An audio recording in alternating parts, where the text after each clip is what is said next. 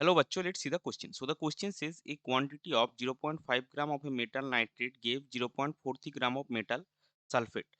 So option हमारे पास क्या क्या ऑप्शन है the equivalent wait of the metal is 38. Option B, the equivalent weight of the metal is 76. Option C, the atomic weight of metal may be 76. And option D, the atomic weight of metal may be 19. तो हमारे पास देखिए एक statement given है that quantity of 0.5 gram metal nitrate give 0.43 gram of metal sulphate और उसके respect में चार options given है, उसमें से कौन सा सही है वो आपको निकालना है। तो चलिए सबसे पहले देखते हैं इस क्वेश्चन का कॉन्सेप्ट क्या होगा। सो इस क्वेश्चन का की कॉन्सेप्ट है इक्विवेलेंट वेट। तो अभी देखिए जो मेटल नाइट्रेट और मेटल सल्फेट है इसको हम एज्यूम करेंगे। Let us assume metal nitrate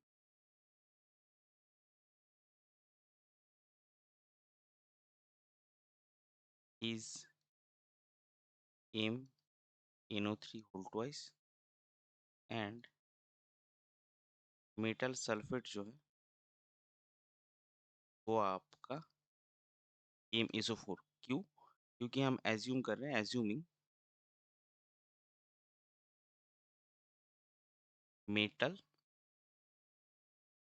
is in +2 oxidation state that is M+2। तो अभी देखिए यहाँ पे क्या होगा, आपको इक्विवेलेंट वेट निकालना है। तो यहाँ पे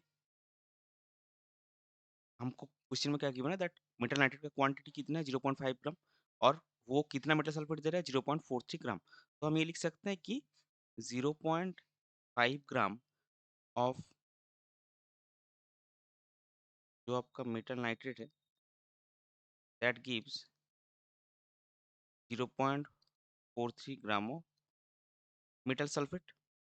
अभी देखिए हमको इस यहाँ पे इक्विवेलेंट वेट निकालना है। तो हम क्या करेंगे कि इक्विवेलेंट वेट कि अगर आप ऑप्शन के हिसाब से जाएंगे तो equivalent weight of metal given है, एटॉमिक वेट भी गिवन है। इक्विवेलेंट वेट ऑफ मेटल हम क्या करेंगे, हम एम करते हैं। और तो अगर equivalent weight of metal M है तो equivalent weight of metal nitrate जो है MnO3 ग्रुप वैसे कितना होगा, मेटल का एम और NO3 ग्रुप के लिए NO3 ग्रुप का मास होता है 62 और उसका चार्ज है -1। तो 62/1 दैट इज M+62 एंड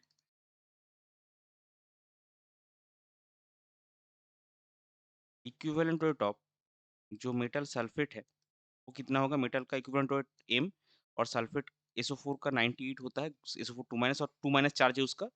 तो उसका इक्विवेलेंट वेट आएगा 98/2 that is M. Salt metal sulphate का आएगा M+49।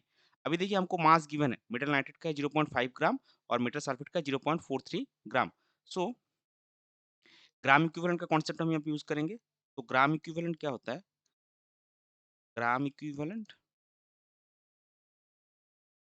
इज इक्वल टू आपका होगा mass by equivalent wait.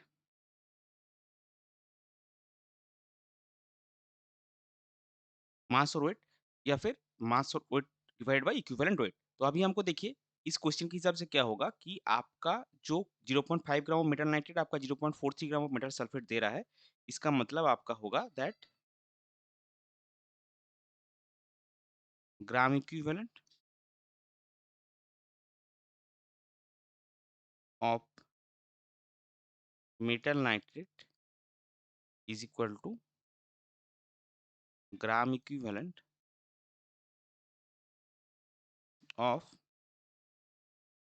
Metal sulphate. तो ग्राम मेटल नाइट्रेट कितना होगा, कितना नाइट्रेट आपने लिया 0.5 gram divided by equivalent wait कितना निकाला था हमने M/62 और सल्फेट था 0.43 ग्राम डिवाइडेड बाई M+49। इसका वैल्यू आपको क्या मिलेगा, और 0.5 M प्लस, सॉरी ये 49 है 48 होगा 90 48, 48, तो 48 का आप 24, फिर आपको मिलेगा 0.43 एम प्लस इसका वैल्यू आपको मिलेगा 26.66 और 0.5 M minus 0.43 M equal to 26.66 minus 24 और आपको क्या मिलेगा और 0.07 M is equal to 2.66। Therefore M आपको क्या मिलेगा? देयरफॉर एम आपको मिलेगा 2.66 बाई 0.07 जिसका वैल्यू आपको मिलेगा 38। सो इक्विवेलेंट वेट आपको कितना मिला मेटल का?